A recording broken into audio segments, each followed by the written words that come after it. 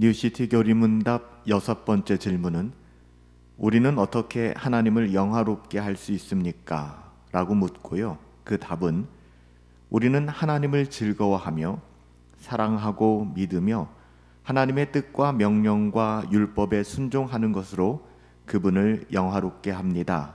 이렇게 답하고 있습니다. 우리가 하나님의 자녀답게 살아가는 것, 하나님께서 우리를 창조하신 그 목적대로 살아가는 것은 하나님을 영화롭게 하는 것인데요. 하나님을 어떻게 영화롭게 할 수 있을까? 뭐라고 답합니까? 하나님을 즐거워하며 하나님을 사랑하고 하나님을 믿으며 하나님의 뜻과 명령과 율법에 순종함으로 우리는 그분을 영화롭게 한다라고 이야기합니다. 하나님을 영화롭게 한다. 여러분 어떠세요? 이 말은 하나님이 얼마나 크고 아름다운 분이신지, 좋으신 분이신지를 모든 사람들에게 보여주는 것, 우리가 이것을 하나님을 영화롭게 한다라고 생각할 수 있습니다. 하나님을 자랑하는 것이죠. 어떻게 하나님을 자랑할 수 있을까요? 하나님의 어떠하심, 하나님의 선하심, 하나님의 사랑, 하나님의 은혜를 다른 사람들에게 드러내 보여주는 것인데요. 이것이 우리가 하나님의 말씀대로 살아갈 때, 하나님의 명령에 순종할 때 우리들의 행하는 그 모습을 보고 우리가 이웃을 사랑하며 우리가 용서하며 우리가 정말 하나님의 은혜를 나누어 주며 살아갈 때 사람들은 우리를 통하여, 우리의 행함을 통하여, 우리의 행동들을 통하여 하나님이 이런 분이시구나 라는 것을 알게 되는 것입니다. 우리가 하나님의 명령과 율법에 순종하는 것으로 말미암아 하나님을 영화롭게 한다는 것이 이런 의미이죠. 우리는 어떻게 하나님을 영화롭게 할 수 있을까? 하나님이 말씀하신 대로 행하고 하나님이 말씀하신 것을 믿으며 우리가 하나님의 말씀대로 따라 순종할 때 그때 우리는 하나님을 영화롭게 할 수 있습니다. 마태복음 22장 37절부터 39절에 보시면 내 마음과 목숨과 뜻과 힘을 다하여 뭐 하라고 하시죠?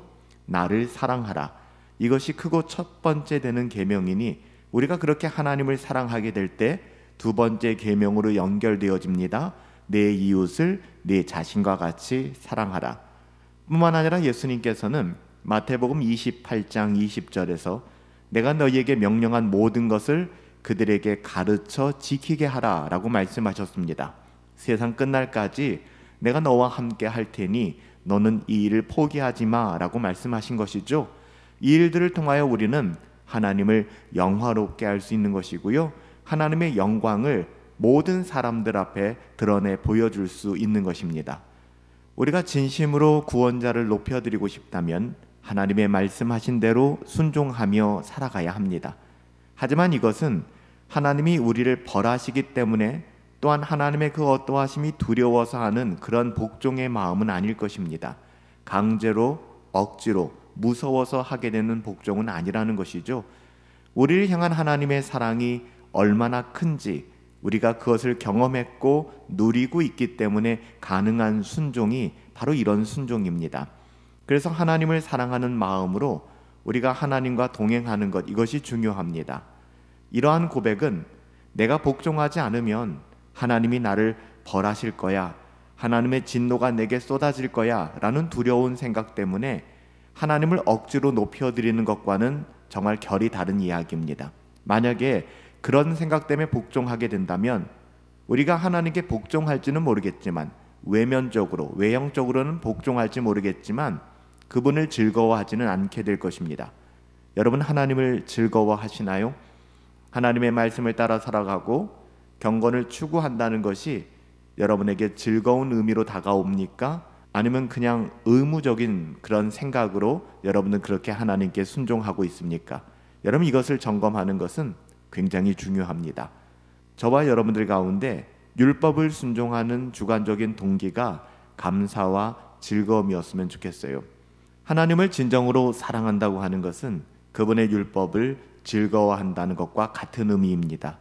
하나님의 계명들은 하나님의 성품과 돌보심을 보여주면서 우리에게 가장 안전한 길이 되기 때문이죠. 하지만 그럼에도 불구하고 우리가 항상 그 길에 머무를 때만 하나님의 사랑을 받는 것은 아니에요.